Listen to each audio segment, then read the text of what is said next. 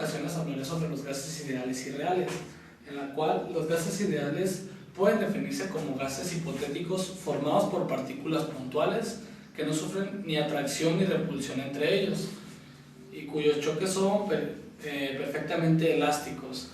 Se denota por esta ecuación que es presión por volumen es igual al número de moles por la constante universal de los gases por la temperatura.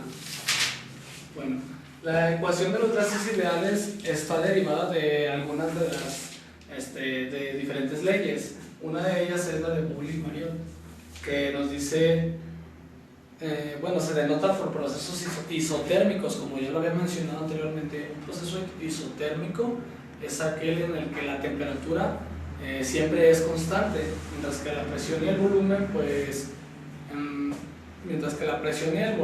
son inversamente proporcionales. Pero ya lo había delimitado en una gráfica de presión-volumen. Tengo la presión y tengo el volumen. Tengo mi temperatura. El punto donde yo lo tomé, donde se cruzan la presión y el volumen, la temperatura va a seguir constante independientemente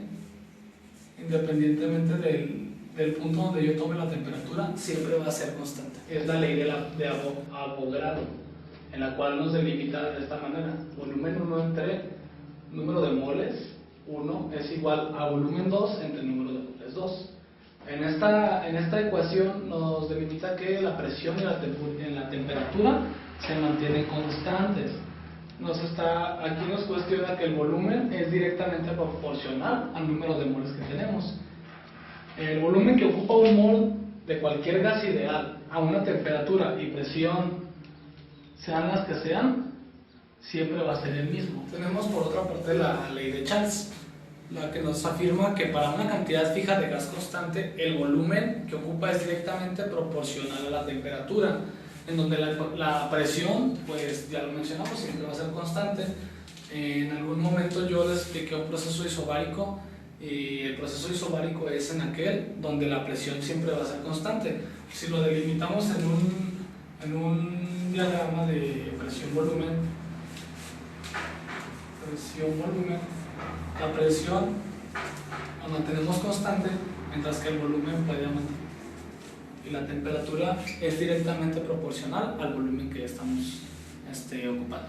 Por otra parte, tenemos la ley de Lussach, en la cual nos dice que la presión del gas que se mantiene a volumen constante es directamente proporcional a su temperatura.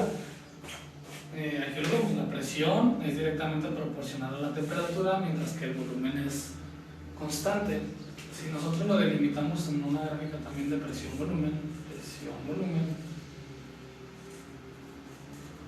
tenemos que el volumen va a mantenerse constante, mientras que la presión puede aumentar o puede disminuir, y la temperatura va a ser directamente proporcional al tipo de presión que tengamos. Si aumentamos la temperatura, aumentará la presión, y si disminuimos la temperatura, disminuirá la presión. Bueno, por otra parte, tenemos lo contrario a lo que dijimos de los gases ideales, los cuales son los reales. Las moléculas en estos pueden colapsar entre ellas, pero es poco posible. Las moléculas pueden ejercer fuerza de atracción o repulsión, al contrario de las otras, lo cual va a depender de la forma y el tamaño de los electrones y posiciones de los núcleos positivos que éste tenga. La ecuación que podemos utilizar para conocer los gases ideales, pues, es presión por volumen igual a la comprensibilidad del gas por el número de moles por la constante de los gases por la temperatura de estos.